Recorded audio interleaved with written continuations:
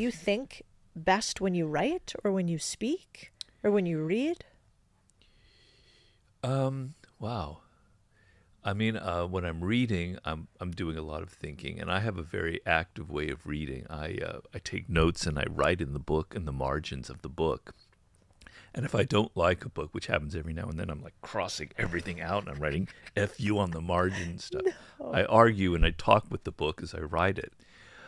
But you know, when I'm talking, sometimes I don't feel like I'm bringing my ideas as clearly as I'd like to. So I really think best through the form of writing.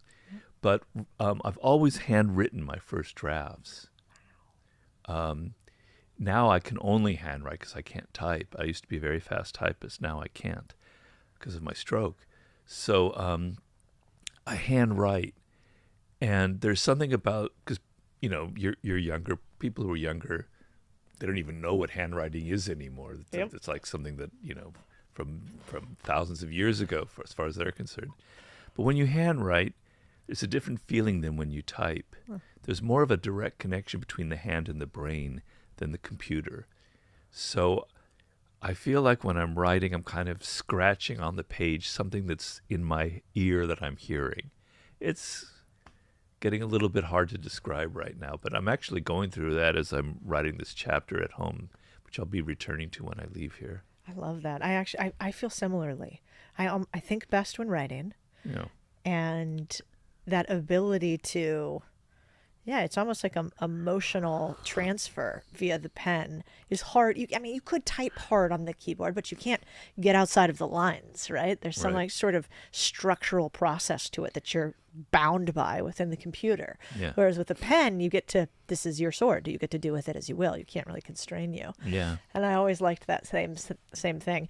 It's funny because the last time I reread your very first book, 48 Laws of Power, it was on the computer, or I guess on the iPad, and so I forgot about Yeah, I don't the know if the margins. iPad or the ebook. I don't think they do include the.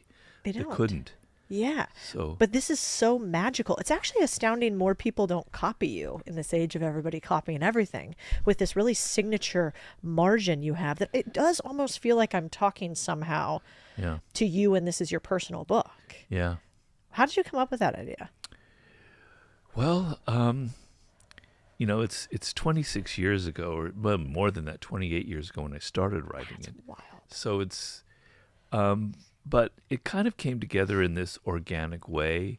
Um, I remember I'm Jewish, and I was bar mitzvahed when I was 13 years old. And before that, you have to go to Hebrew school, Yeah. and you have to read the Torah in Hebrew. So I learned Hebrew. And when you read the Torah, there's the Torah, the passage from the Bible, and on the margins are commentaries of the passage written by authorities from thousands of years ago. That idea must have sunk in my head as kind of, authorities on the margins kind of commenting on the material.